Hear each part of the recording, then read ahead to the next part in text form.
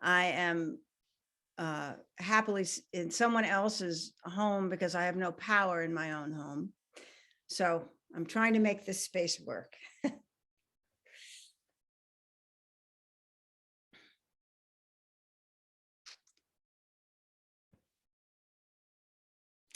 So here we are. We are sliding into the darkest time of the year, at least for those of us who live in the Northern Hemisphere. In just a few days, it will be the solstice, the beginning of winter. And it's the time when the sun is lowest in the sky. We have long nights and short days. So for those of you who might live in the Southern Hemisphere or actually near the equator, it's a different environment. And so I'm going to have to ask you to hang in with me. And if you can, imagine in your mind's eye winter, because that's a bit of what I'm going to speak to, what's inspired me today. You know, as much as I used to resist the cold and the darkness, I'm trying literally to let my shoulders relax and turn towards what winter has to teach me instead of bracing against it. And much of what I'm finding is about letting go. It's so obvious. And that's really one of the things I love about nature as teacher. The earth has let go of a lot. All of the leaves have fallen. Much of the vegetation has died back, and with it, a lot of the color in our gardens and the landscape has disappeared. Many of the birds have migrated south since they have no food sources. Insects have died. It's quiet outside. When I walk now, there's no understory of bushes and no leaves. So I can see into the woods. I can see through the trees for a distance and notice what I call the bones of the landscape. I can see the shape of the hills. And there's a sense of clarity in that. It's an invitation. This letting go I see in nature is an invitation to me to also let go. To let go of things I've accumulated, of wanting pleasurable experiences, of maybe wishing that things were different. And so as I let go, I can see more clearly into my life. I can see again the structure, so to speak, the things that are important to me underneath all of the wanting that I can be distracted by. I can feel it. I can feel how winter is speaking to me to simplify. And I wonder if you take a moment and just notice if you might also feel that sense of winter inside. So that's really what I want to talk about today. It's about renunciation. And that word is really something we probably generally associate with the austere lives of monks and nuns who have, by choice, let go of most worldly possessions and live a really simple life. But, you know, I wonder how renunciation might be helpful to us too.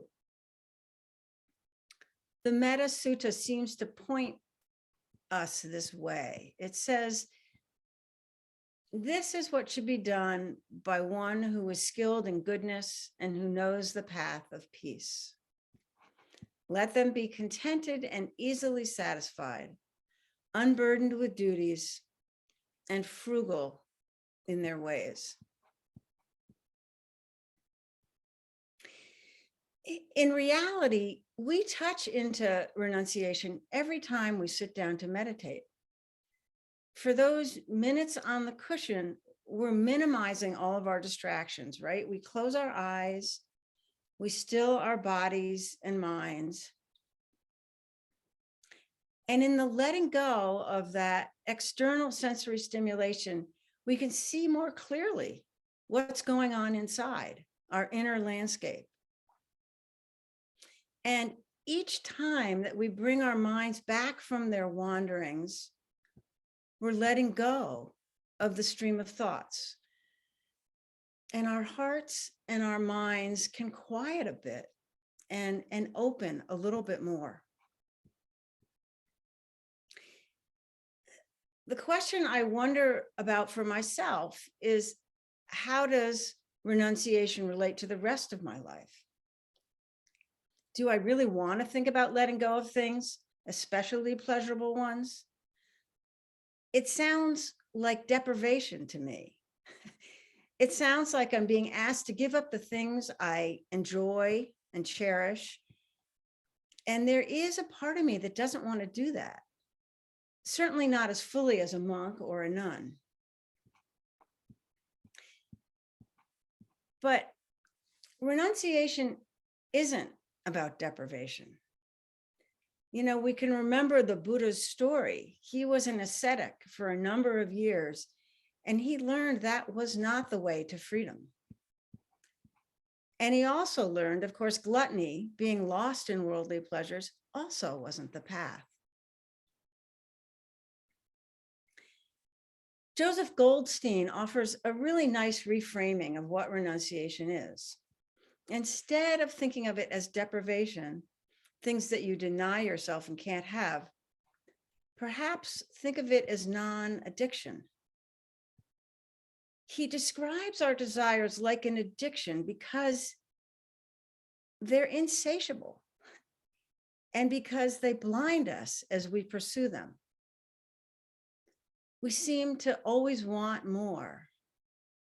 We're at different levels driven to accumulate things, to pursue pleasurable experiences. And absolutely, there might be some pleasure in the moment. This desire, it can become painful.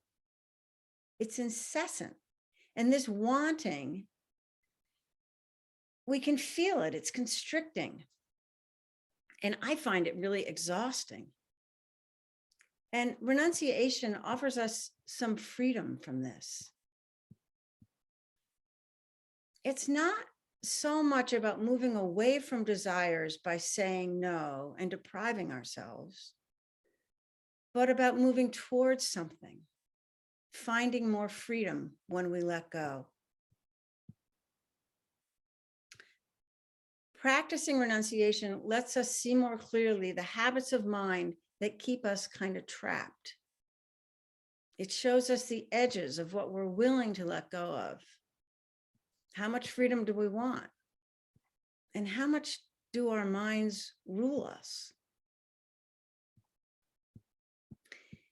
I was recently at a retreat with a monk, Ajahn Jayanto, who's from a monastery locally here in New Hampshire. And as a monk, he's made a vow to live simply and to let go of many worldly pursuits and possessions.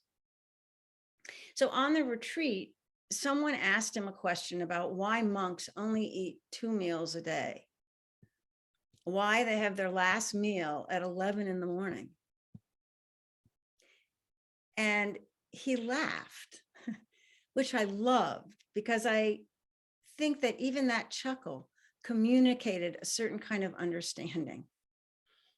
And he said, when we're restraining from eating, it's so easy to see the mischievousness, I can't say it very well, mischievousness of the mind. He went on to talk about how the mind will keep returning again and again to wanting, to feeling the hunger and wanting food. And then it'll start fantasizing, right? About the kind of food that might be most pleasurable. It might start beginning to imagine the next day's meal. And all of this feeding the desire for the pleasure of food. So for him, renouncing an evening meal was an opportunity to really get to know his mind in a deeper and clearer way. that voice in his head was amplified, and he could see the habits and games it played. And he could be curious. And I think importantly, he ended by saying that by not feeding the desires, his mind quiets slowly over time. What a relief.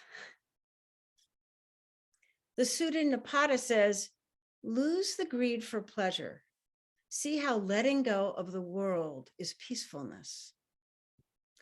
And that's what Ajahn Jayanto was describing. Renunciation is often spoken of as a movement towards simplicity, a life that's focused kind of more on the essentials and less on the trappings. It's a life that asks us, what is enough? And I know I can feel the attraction of that kind of simplicity. So this weekend, in kind of perfect synchronicity for this talk, we had a really big snowstorm. We had 18 inches of heavy snow and we lost power. I'm still without power, 3 days now. And thanks to my husband, we are really prepared. We have a wood stove, water, a camp stove. So, our basic needs are met. But we don't have internet, TV, lights, phone, hot water.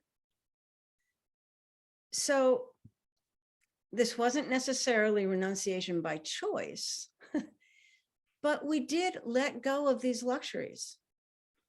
And our weekend was simple. And we had enough. We were just fine. With what I found is that we had many fewer distractions, and there was such a sense of contentedness. So really, what a great learning this storm offered. In the letting go and moving towards simplicity, it helps us to see through this kind of addictive, grasping nature of desire and see the deeper sense of happiness inside us. It's a happiness or a contentedness that's not dependent on accumulation of things. And actually, it's a happiness that's available in each one of us. It doesn't mean that we have to abandon all that supports us. That doesn't make sense. Like the comfort and safety of our homes, right? Of course, I'm going to be really happy when the power returns and I'll be able to enjoy a hot shower. But the thing is, we can learn to relate to these things differently, not depend on them in a way that dictates our happiness.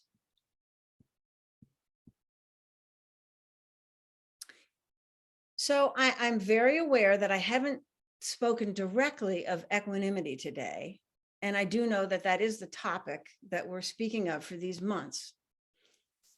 But I wonder if you can feel the sense of equanimity in this exploration of renunciation. The balance and spaciousness that comes from not chasing our desires. The ability to see our desires arise, like Ajahn Jayanto, and be curious, but not reactive. And actually, his response was a lightness, right? He laughed. And I think that comes with a deep understanding of equanimity. So I'd like to end right back where I began. I really like this metaphor of winter and how it lets go. It's a reminder for me. I hope that you can see it and feel it at some level too. Even in this fallow season, the earth has something to offer us. We see it letting go like the bare trees that have lost all of their leaves. And we see the sparseness and clarity that this affords us to see a bit more deeply. And we can also see the beauty that's still there. It's like the sun sparkling on the snow. The earth shows us so clearly what I've been trying to put into words. And it really feels like a teaching about renunciation. So I thank you so much for your attention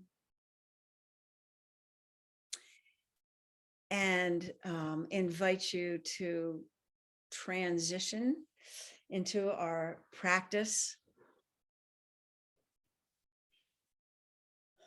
bringing your attention first to your body, as we always do, and offering what it is that you might need in this moment.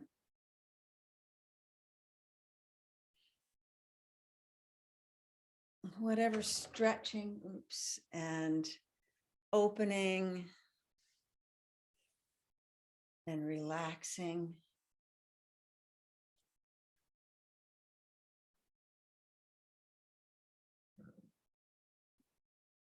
All of this so that you will be more able to settle in and to be relaxed, awake, and alert.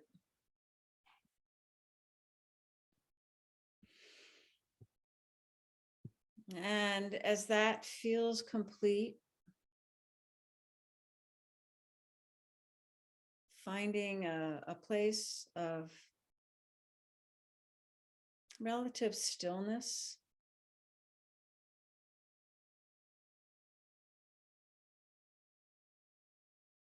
maybe feeling yourself in the space that you're sitting in,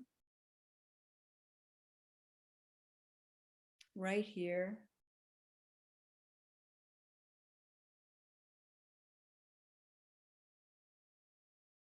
And noticing the space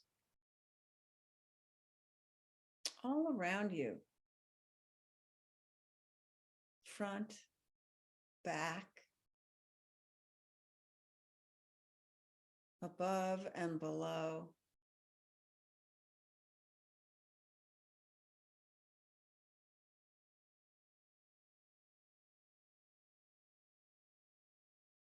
And let yourself really settle into this space.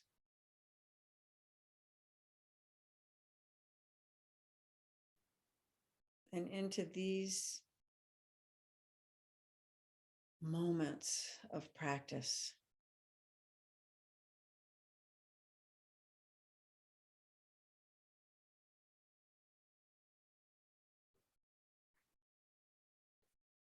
Noticing how, as your body begins to settle,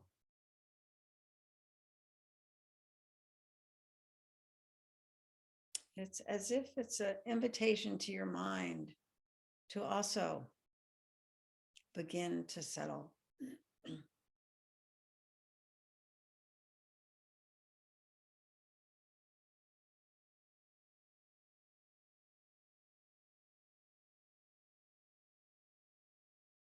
And for your heart to begin to trust, to open just a bit.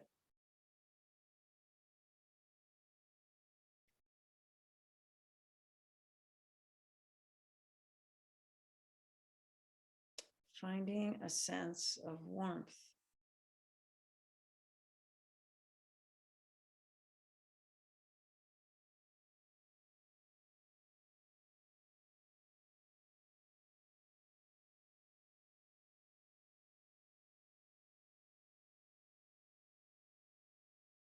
And as your awareness comes inside, a sense of curiosity about that inner landscape.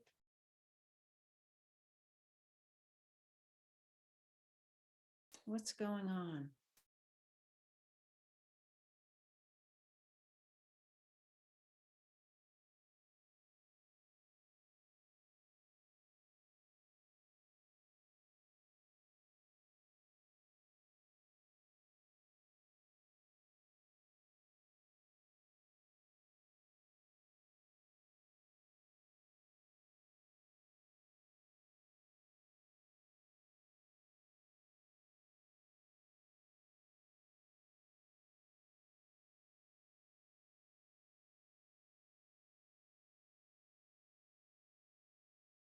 If it's helpful for you, maybe evoking an image or a felt sense of the stillness and quiet of winter.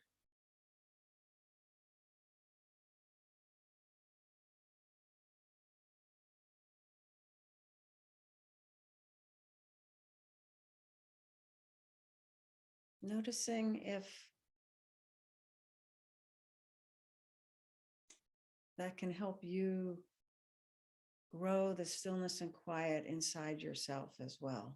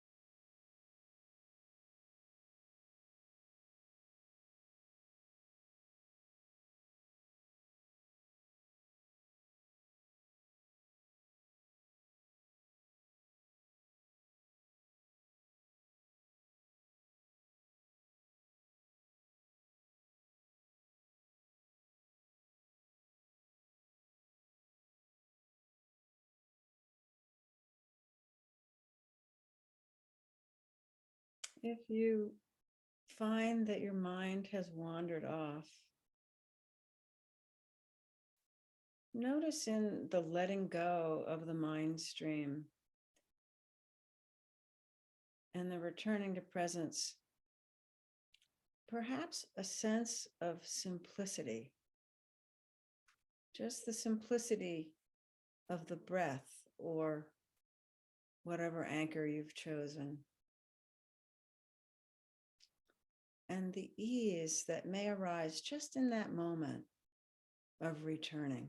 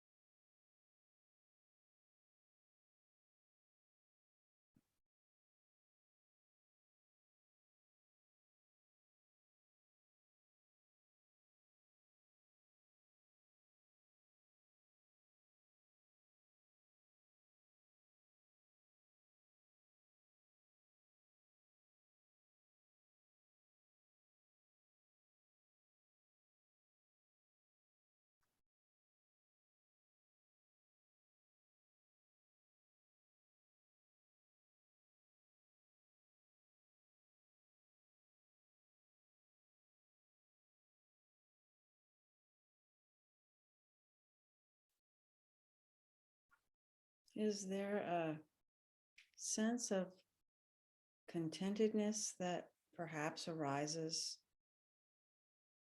during your practice? It might not be present throughout. It might come and go.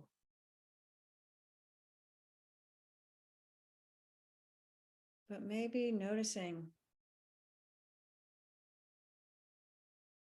when it does arise.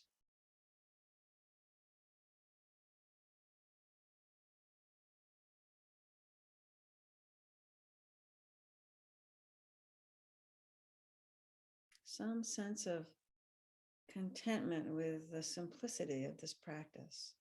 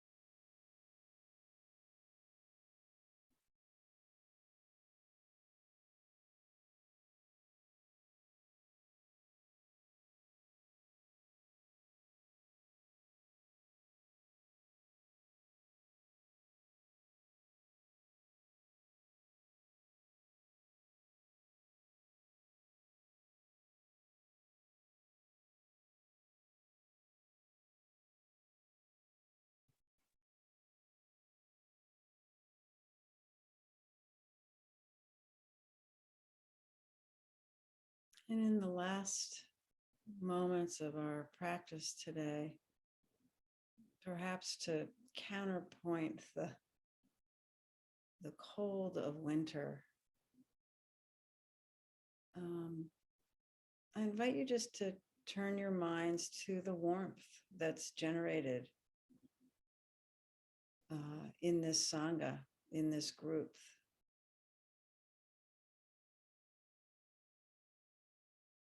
The warmth that we've created together.